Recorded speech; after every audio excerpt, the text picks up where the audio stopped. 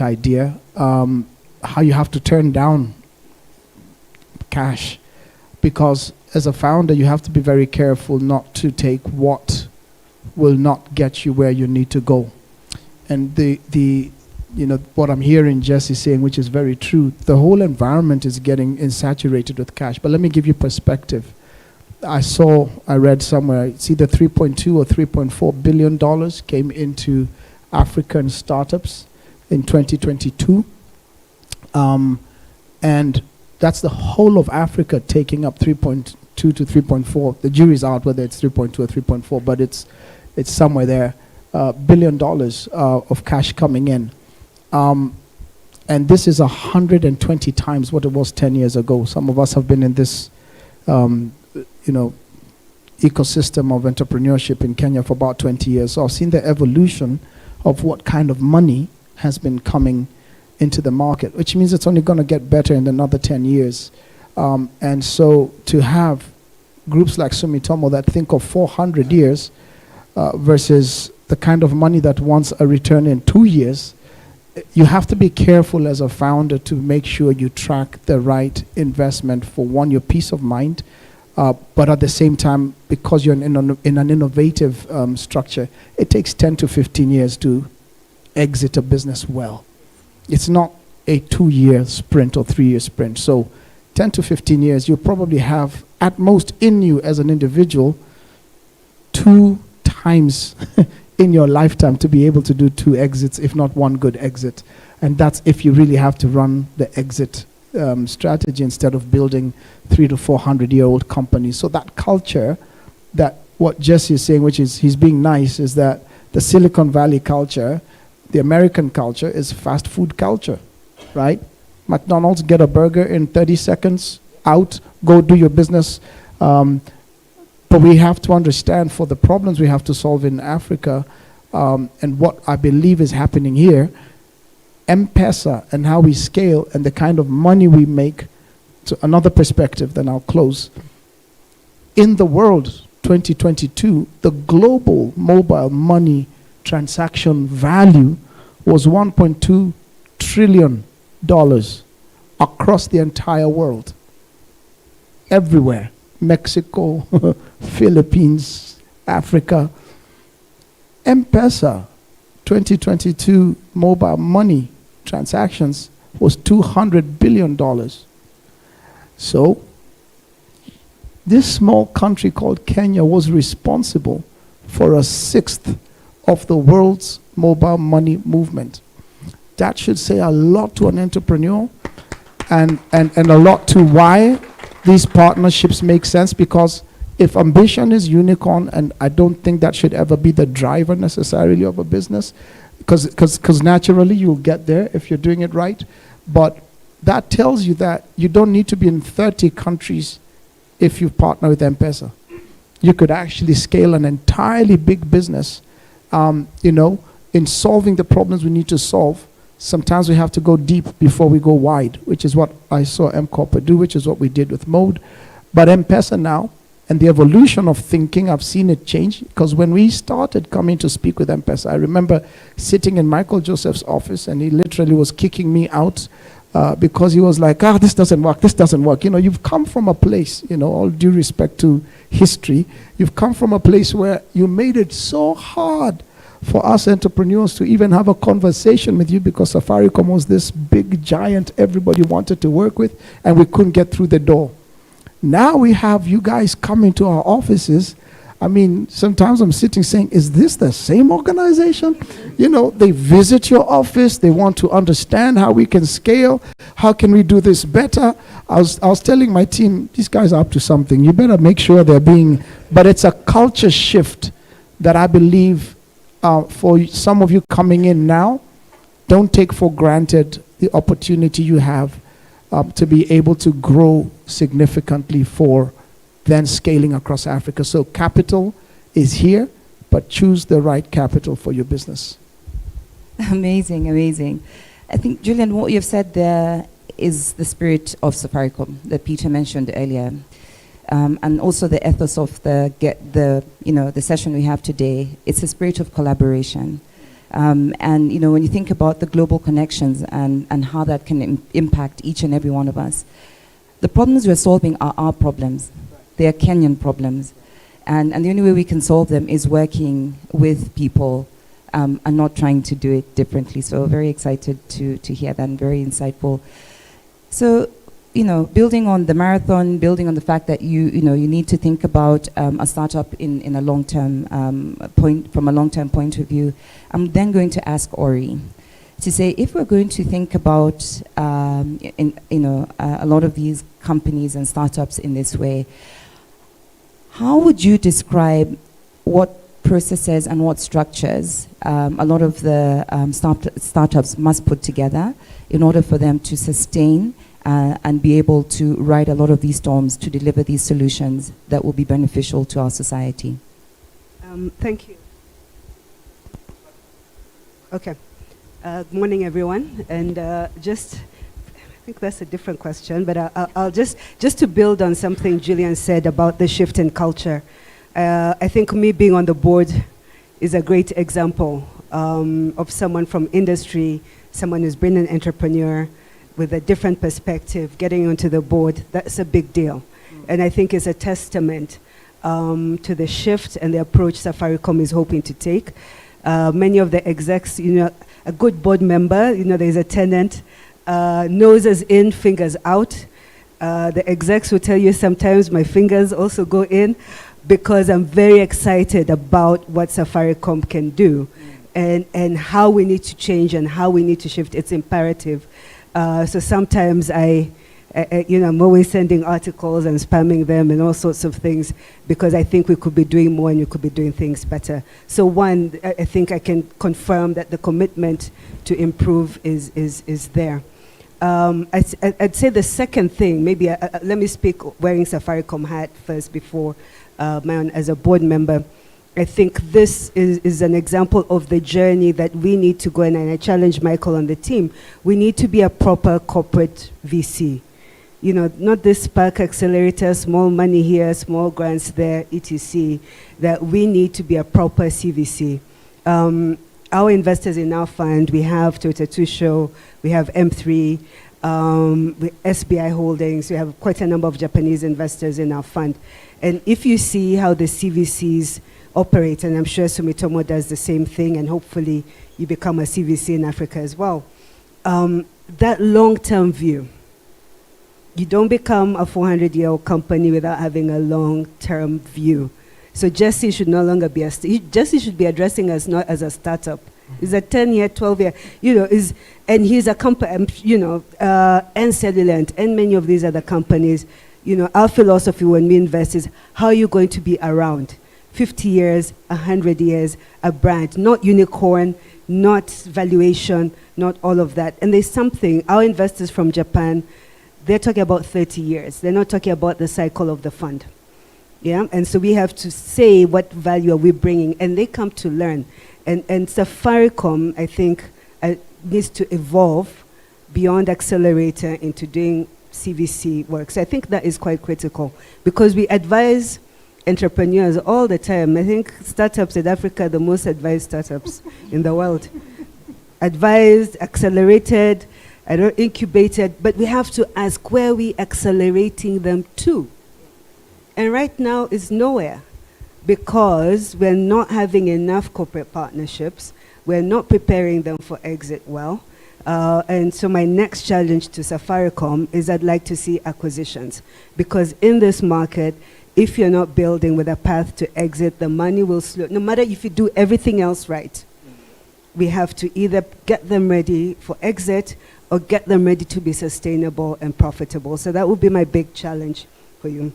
And then I'll answer your question in one line. I think the one thing entrepreneurs could be doing differently that we're not seeing and is responsible, I think, for some of the implosion is just startups are hard, macros, etc. Two things, governance, from even pre-seed, seed. Ask yourself, if I go out of business or if I stop, will my customers miss me? So we're spending a lot of time on product market fit, on the technology, vanity metrics, month-on-month growth, etc. But you have to be thinking, if I'm not around, am I building something that my customers will pay in market fit, and then we move to profit market fit? Can I get people to pay for this thing in a way that will sustain the business? Because one way we're very different from Silicon Valley is, like I said, exits are not as easy. IPO is not as easy. So you're either super profitable or you've built something that makes you ready for acquisition. So that shift into maturity is something I'm hoping to see, and I'm hoping Safaricom can support entrepreneurs in that journey. Okay. Thank you very much. And so it's a very good challenge. Great. So as we look to change and to adopt some of the changes that you propose, governance being one of them. I think there's a very big part that, the education, the setup of enabling a lot of these startups would be. So Nisi, I'm going to turn to you, and then my question to you would then be, in the context of what we've spoken about, how can we then accelerate programs that play this pivotal role in shaping the success of these startups, and especially in the context of what Ori spoke about, preparing companies for exit, and what are the key elements that can contribute to their effectiveness? Thank you, Esther, and good morning, everyone. It's an absolute pleasure to be here. I think just riding on the conversation that has been happening so far, I really like how Ori has put it in paying market fit. At CC Hub, iHub, over the past 14 years, and the way we've thought about and our approach to supporting startups and thinking about acceleration programs. For us, and with startups, it's beyond the products. It's more around what problem are you solving. That's the starting point. Because the very ethos of the organization is that we're able to see these solutions create shared prosperity across Africa. And so when we think critically about the problems that we're solving, then we're able to design the appropriate products to solve those problems. And so in the way that we think about our support to startups is 4 critical areas. The first one is around product. And product there, like I said, it's not just about the technology.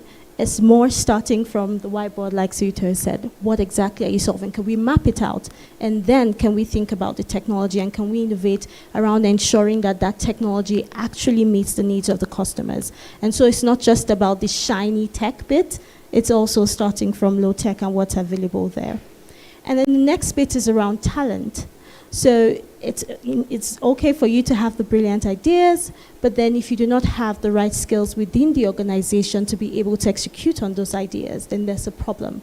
So how do they access quality talent? How do they put in place processes to both attract and retain talent? And how do they plan as they grow from stage to stage to ensure that their talent plan can support that growth?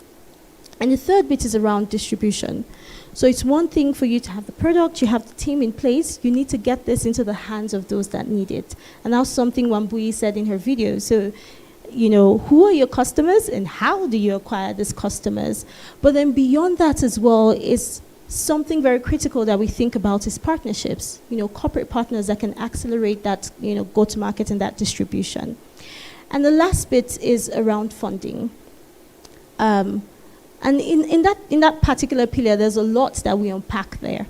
There's the bit around creating and accelerating access to funding, but beyond that as well is also helping them understand, like Julian said, what capital are you taking? What's it doing for your business? What are you thinking about? Are you playing the long-term game? And then also the governance and the systems and structures that need to be put in place to be able to attract investors and to be able to be accountable to ensure sustainability and growth. And so these 4 pillars are critical to ensure that, one, accelerator programs are effective, but that they can also dig deeper to ensure that they're actually looking at the critical things that can help startups to play the long-term game. And also we know that, like, Jesse said, in Silicon Savannah, it's beyond all of the shiny things. If we're going to ensure that startups and the potential that they have can work for us in Africa, we need to think marathon and not the sprint. Excellent. It really does sound very profound, just 4 pillars. And one of the things I think from an exit, as Ori spoke about, thinking about governance, the key piece there is around how do you solve the customer problem. and then all the levels that then enable you to do that. So when it comes to, let's look at the third element, which you did talk about, distribution, and that's how you get the product to market. I think now I'm going to come back to you, Jesse, because the distribution piece is really important. So that talks to me around how you scale your business. When you think about how you scale your businesses, what do you think your key insights have been around how quickly you can scale without imploding, or how you build a solid business based on the principles that Nisi has shared with us? I'm glad you rephrased the question that way, because I think as it's written, as I received it, it talked about blitz scaling, and I was like, I think you dropped it for a good reason. So it's a very Silicon Valley idea to blitz scale, very aggressive and scale without any other consideration, right? It's not. There's a really funny thing, by the way. Reid Hoffman, have you heard this? Reid Hoffman wrote a book with ChatGPT. And he asked ChatGPT, please give me an example of a business in Africa that is blitzscaled. And ChatGPT said, M-Copa, blah, blah, blah, blah, blah. This is the first time I ever heard that M-Copa blitzscaled. ChatGPT is not always right, is the answer. We didn't blitzscale. And I think what I mean, or what's important in this is, don't scale too quickly. Don't be running a marathon, right? Don't be running a sprint. You are running a marathon. And when you hit that pain market fit, which is a brilliant set of words I will now use, if I can, Ori, if that's okay. For a fee. But when you find that pain market fit, of course you want to scale as fast as possible because you are actually helping people, right? But you also have to think about the marathon, and so I would always recommend not falling to the pressure, whether that's from investors or from yourself or from partners, to scale too fast. The other thing I would say in our experience is scale with others. And we are in the office of the company which we scaled with. Yeah, leaning into Safaricom's distribution and brand and technology. There are so many rails available that if you hit that pain market fit, and you have a good partnership, which we have had, we have been able to scale thanks to them. And I hope that that's in a way that Safaricom also gets benefit. These are, usually when you're innovating, the good thing about innovation, you are not in a zero-sum equation. You're actually creating value and sharing in that value, and scaling together is the best way to go about it. And so, don't scale too fast. Make sure you're solving pain, but then look for the partnerships, and it may be with others. It may be with Sumitomo or their other affiliates. It could be with AWS. It could be with, so many parties, but go together on that journey to scale. And don't use the word blitz. You can see that's why I avoided it. I was like, no, listen, based on the conversation that we're having, it didn't actually show up. And I think the important thing is a sense of knowing your culture and the people you're working with to create market-relevant solutions. So that's really, really powerful. So, Julian, I'll then come to you. So, based on what we've heard around how you partner, how you scale, maybe just one or two stories or insights in terms of innovative approaches that you've seen that have worked for this market, and maybe just to highlight a few of the challenges that they may have faced that, perhaps impacted their growth. Okay. Let me start with challenges. And I'm glad to see Karen here. This is not career limiting for me because I'm not on the Safaricom board. Government, right? Let me speak to government for a minute, because it takes groups the size of Safaricom to be able to help us, not just in lobbying, but put in the right, and when you talk about CVC and what Michael and team may have to think about, we need some government interaction. I'm sitting in a group of, similar, fintech or tech or agri-tech groups, founders, and we get together the greatest frustration right now for us as founders is government. One, we have to have a perspective. I was looking at what tourism brought into Kenya in 2022, because it's, you know, we're always talking tourism. It's about 2 and something billion of this $3.2 billion in Africa that came into companies. Kenya was actually the highest recipient at over $700 million. But we're having innovator flight, because companies are selfish by nature in that they need to be able to find the environment that makes sure. So you will find, if we get over-legislated and there's nothing wrong with it, but we have to be very wise around what are we getting into. If you're in the digital finance space, fine, we have legislation. Then you take legislation and blanket over 3,000 companies in this one legislation.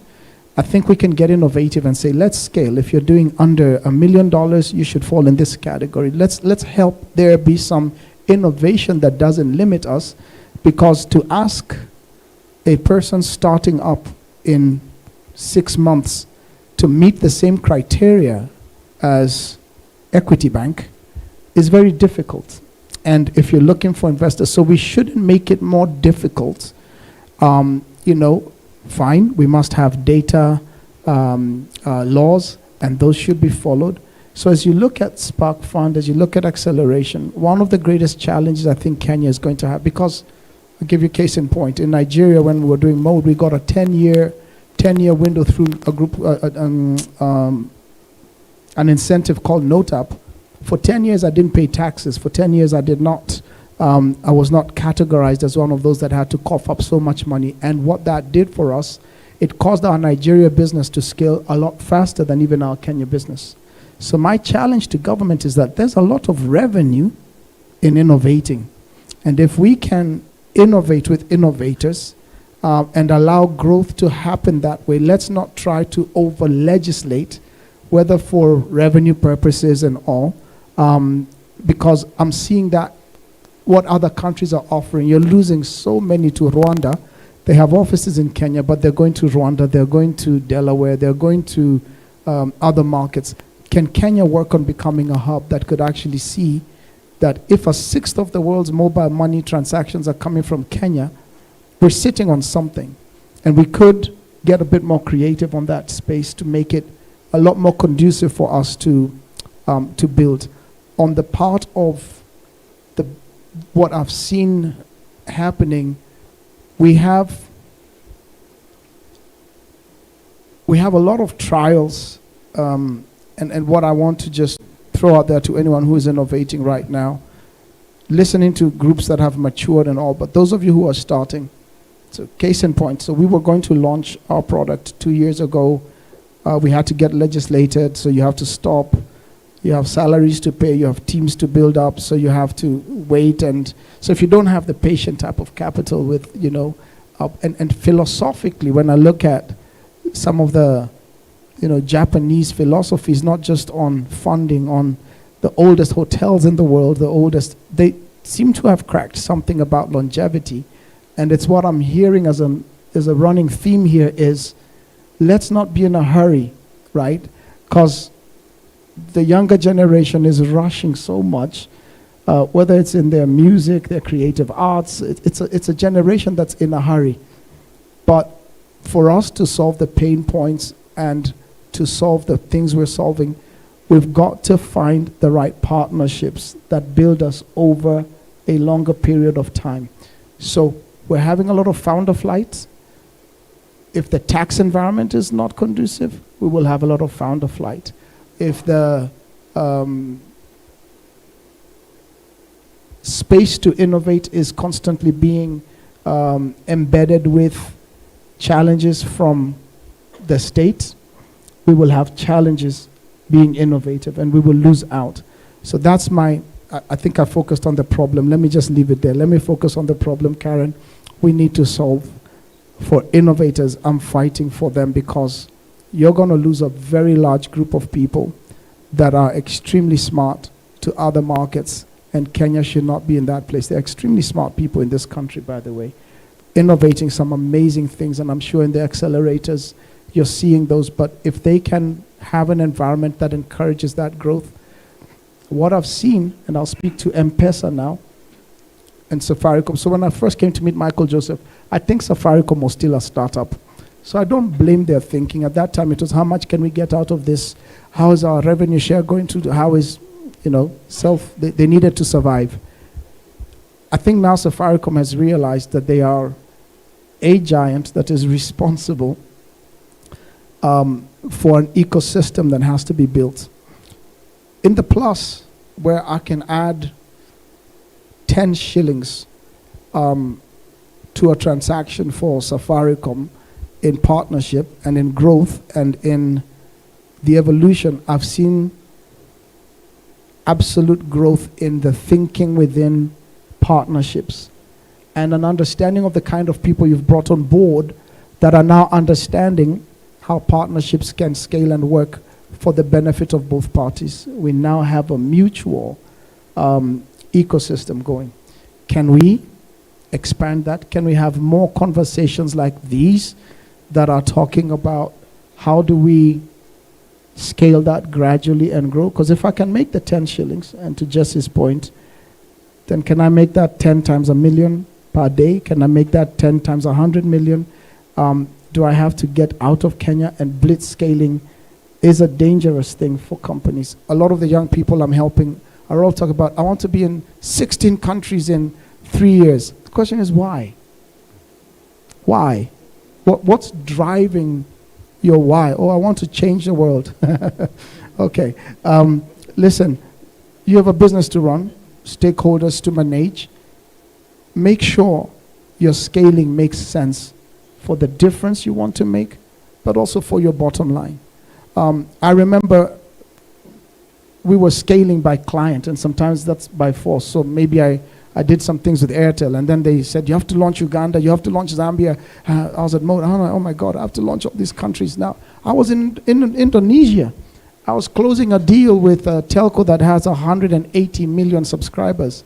And my phone was going off the hook with the Uganda treasury head in Airtel just saying, Julian, we need to fix this problem. And the problem there is you scale, but the smallest revenue earners give you the biggest headaches. So what you have to do is you have to be very wise in how you choose to scale, because sometimes your scaling can end up becoming your greatest detriment. And now you've got chief engineers who should be with you in Indonesia going to solve a problem in your smallest market. I hope that makes sense. So blitz scaling it can be dangerous. So please, as much as you have a good product, just move at a pace that works for your business and what you're trying to get. That is very, very powerful. So, we have to make sure that we're working with, in pace, marathon. We have to make sure that we're also doing it with the right partners and going as deep, because you can't, if you're scattered across multiple countries, it's going to be impossible for you to actually generate the value that you're looking for.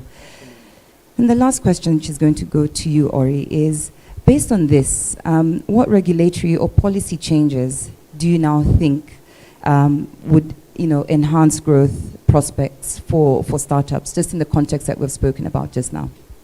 I think Julian answered that question maybe early. I mean, if you ask entrepreneurs across the continent, probably their answer will be government should just get out of the way and leave us alone. But that's it's not possible, and it's not even accurate. There is a role for government to play.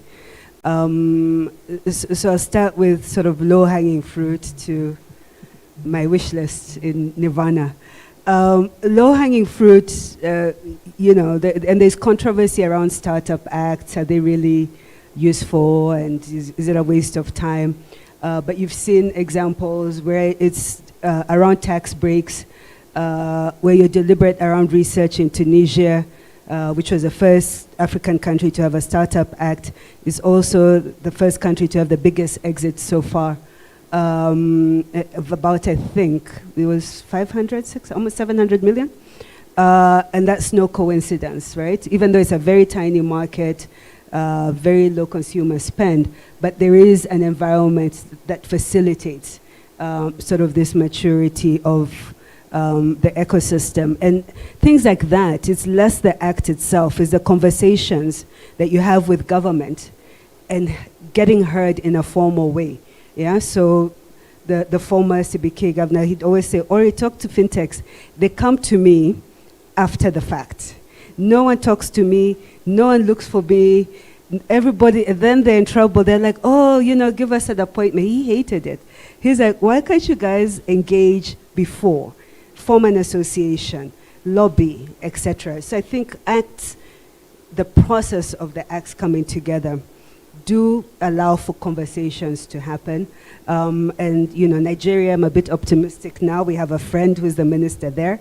Let's see what Bosun does, founder of CC Hub. And I think that's also important, that many of us need to go into public sector. Again, it's no coincidence that you see, even in the US, with those guys lobby. Zuckerberg, they all lobby, engage, fund, spend on campaigns. You cannot exist outside and think you can operate in a vacuum. So I think startup acts and engaging in the regulatory process is important. So, and other low-hanging fruit is digital infrastructure and just infrastructure, period. So, basics, electricity, not sitting in traffic jams, all of these things, and finally growing the economy. One of the reasons startups struggle here, and if I was to say, last word, to be really successful, many have to be thinking, are you building for Africa and for the world? Because our markets are still small. Maybe Egypt and South Africa have actual consumer spend that can sustain B2C. Yeah, so you end up in a B2B or B2B2C or in lending to be successful as a startup here. If we grow, and we have to grow, and even Kenya, for instance, could easily be at 10% with our eyes closed. We're at 6% with so much chaos going on. So imagine if we were at 10, sustained, double-digit growth. Because growing the GDP, growing consumer incomes will allow startups to thrive. So again, I would love the conversation around what's needed for policy for startups, not just to treat tech as a side thing, but to take it seriously as a critical, as he was saying, the way we're investing in tourism right now, we need to go back to the drawing board and say tech industry as a service, as a contributor to GDP, how can we take it seriously? Low-hanging fruit. Next level, mobility. And hopefully we fix the issues around the ETA. But being able to move across the continent is something I wish all African countries would embrace, at least for Africans, should be visa-free. It's important for talent, it's important for business, it generates a lot of consumer spend if you can move around easily. These young people, they're in a rush, etc., but they spend. I love it. And they spend here. They travel, they go to Uganda, they buy there. And so if we, Nyege Nyege Festival, all these things, yeah? If we make travel easier, we're unleashing a new kind of consumer spend that tech companies can be at the forefront of enabling as well. So that's low-hanging fruit. Nirvana, research. There is no successful entrepreneurship ecosystem. You don't get 400-year-old companies without sustained investment in research, government-driven research, actually. In fact, all of the key innovations that have happened in tech that move the needle started with government research, government-driven research. And if there's a country I would say we should be modeling around is India. They're doing research. They have decided how they want the venture ecosystem to work for India. So you can only do local currency investment as an investor there, which is huge. Many of us are struggling. It's dollar denominated. Your currency gets devalued. Your companies are growing top line, wiped out bottom line just because of a devaluation, because of a war in Ukraine that had nothing to do with anything you're doing here. Yeah, so figuring out, India is spending a lot of time figuring out, to the extent money is coming in, how does it come in a way that protects the entrepreneurs? And I think there's something we could learn from the approach to research, to manufacturing. They're making a big bet on manufacturing, and to protecting the entrepreneurs, so that the system evolves not based on other models, but based on the model that makes sense for them and for us. So that's those, but that's like my top, like nirvana if we got there. But there's low-hanging fruit things we could be doing. I love how you've categorized them by, low-hanging fruit and nirvana, but I think all of them are actually quite relevant. And I believe we've run out of time. So in closing, I'm just going to ask Nisi, with everything that we've heard around what policy can do for us, how we can then scale our businesses, thinking about it as a marathon, how do you then see your role as an accelerator then evolving in order to address some of these needs? Thanks, Esther. And just quickly, as you've mentioned, we've run out of time. I think what I like the most about the Spark Accelerator is this ecosystem approach. And, I've heard a lot of the panelists mention this as well. And so for us, it's playing the role of that ecosystem enabler, because we do have that large community of the startups. We understand what their pains are, and we're there to support them.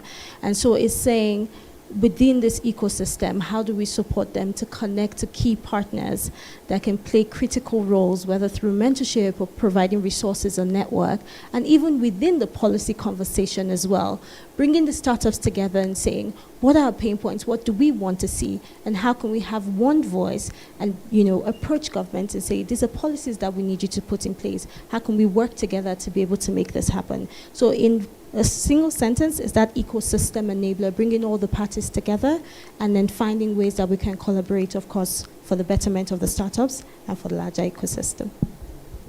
Wonderful. And the part on research that was mentioned, I think you can actually play a very, very big role, because you then can also be able to present a lot of this collective feedback that helps to shape policy. Absolutely. Yeah. Great. So thank you, Jessie, Julian, Ori, Nisi. It was very, very insightful. And I hope you have taken away in the Kenyan spirit that this is a marathon, not a sprint.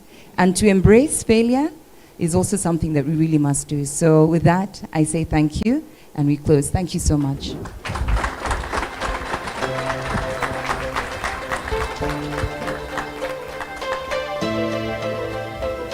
That was one of the most brilliant conversations for us to begin the year. And just checking online to see the various comments that we're getting about the Spark Accelerator. Thank you, Wamboi. And she says, if this year you decided that you're being more intentional with your business and it's in the early days, then Spark Accelerator is for you. So thank you, Wamboi, for that comment. And for those who are watching online, please do continue to engage with us. We would love to hear your thoughts, your questions, and also your takeaways. There's so many gems from the conversation that has just happened.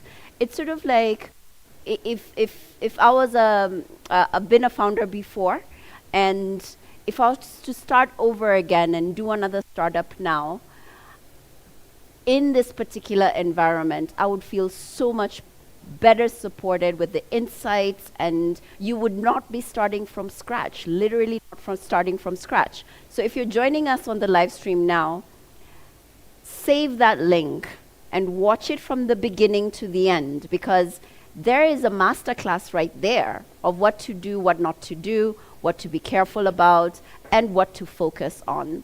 So we are now ready, and at this point, we would like to hear more from a company that has also gotten investment from the Spark Fund, and they're also looking forward to what this accelerator will be able to do for them. SocoFresh. Please, let's take a moment to look at our screens. My name is Dennis Karema. I'm the CEO of SocoFresh. SocoFresh is a company that works with smallholder farmers, providing them with access to markets and access to solar-powered cold storages. Socofresh got an investment from Spark Fund 2. We were fundraising for a seed investment, and we were able to go through the process and close on the investment. Part of it was on access to Safaricom products that we needed as part of our scale-up, because as a startup, you're always thinking about your customers, your product market fit, and corporates can provide very good channels for you to reach your customers. In addition to that, we also got to have a strategic collaboration with DigiFarm, and that has helped us to be able to reach more farms. My advice to startups seeking to partner with Safaricom: know what you want. The other one is you need to have some patience, and then work with either the Safaricom advisors or the board members that Safaricom has allocated to you to be able to reach the right people and to be able to fast track those processes.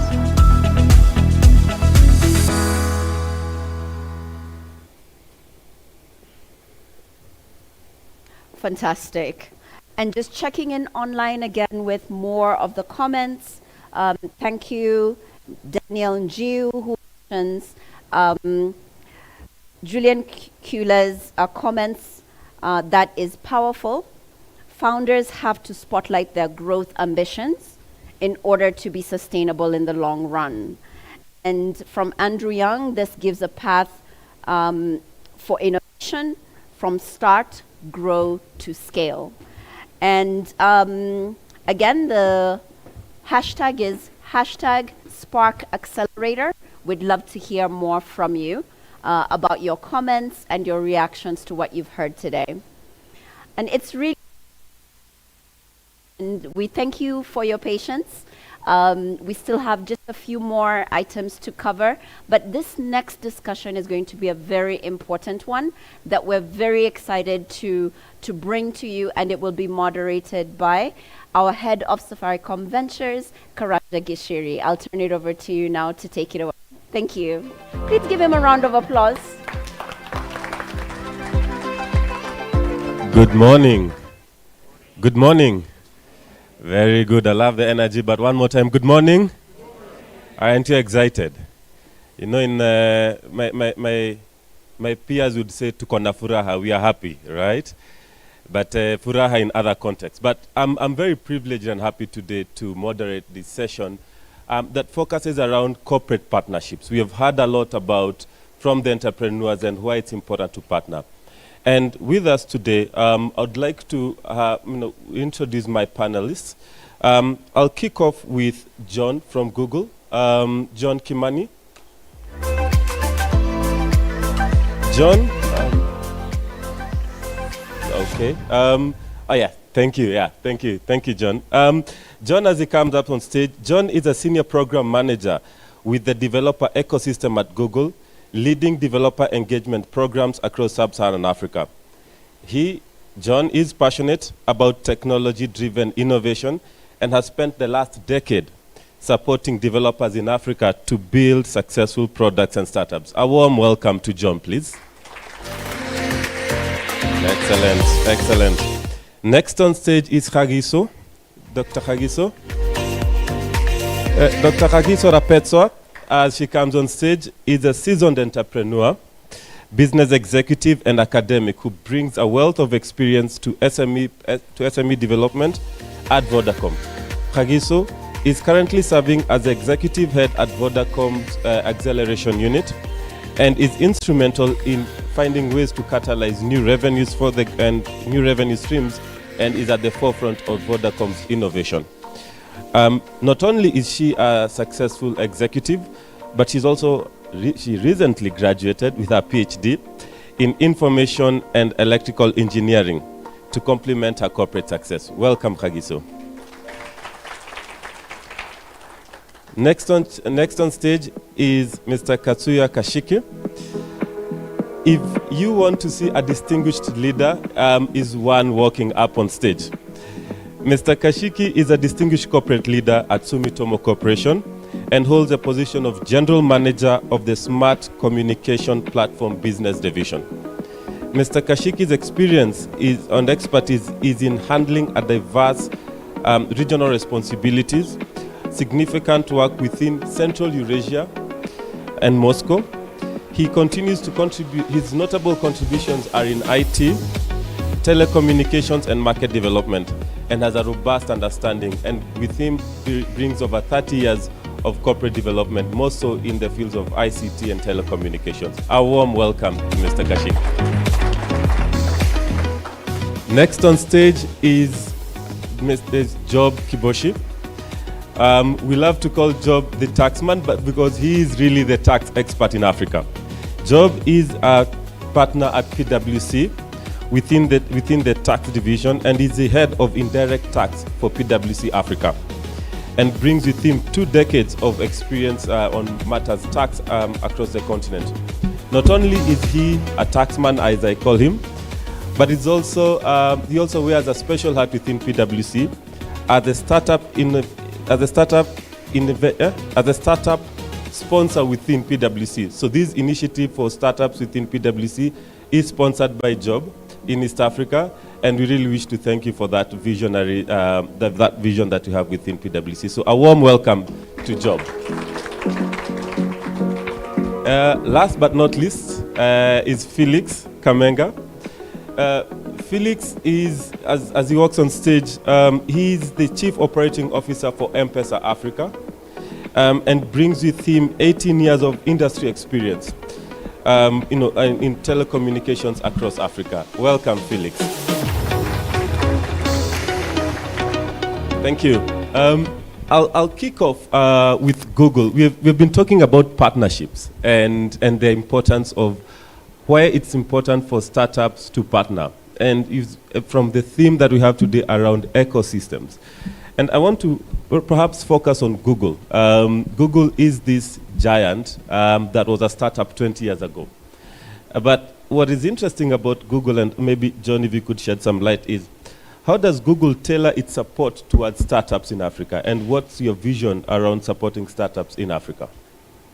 Thank you for that question, and thank you for having me.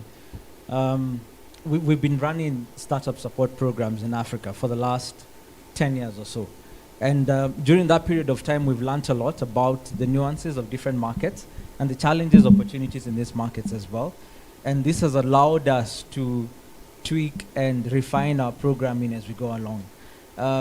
At the onset, we used to have a number of programs that would run in different countries. And in our minds, we're thinking that it makes sense to have a unique offering in each country. And over time, we realized that not only were we stretching ourselves so thin, we're also not being very effective in our programming. And so what we did is that in 2018, we consolidated our offerings to startups under the Accelerator Africa umbrella, which allows us to provide African startups with what we call the best of Google, which is basically access to not just Google's technology, but also Google's people, networks, and value as well. So what we've done that this program is to design the program in such a way that it speaks to the needs of each market and the countries that the founders are coming from. So for example, one of the things that we did is that we spent a lot of time deciding what would be our core offering for the program, and we settled on mentoring as one of the key things that we're able to bring to the table. And what we've done is that we've designed the program in such a way that there's a 30-70% split between workshops and mentoring. We have also spent a lot of time in building a Pan-African mentor network, where we bring in not just Google employees, but also founders, business experts who've gone before, domain experts who understand the different markets really, really well and can help us in supporting these companies. We believe that the biggest value that we can bring to the table as a technology company is technical conversations. And so we try and complement the technical conversations that we're having with these sorts of expertise from industry mentors. Something else that we've done is really spent a lot of time on the value of community, right? As we're building these programs and as we're running these initiatives across the continent, we spend a fair amount of time as well creating moments where the founders and the teams in these startups can come together and learn from each other, right? And so we play the role of a convener in different cities across Africa, where we set up moments, we set up events, we set up networking sessions where the founders can meet. They can meet with alumni as well, companies that have gone before in the program, and they can share knowledge and learn from each other. Finally, we've also learned that we can't do this alone, and so we've established what we call the Google for Startups Partner Network, where we reach out to other ecosystem enablers as well.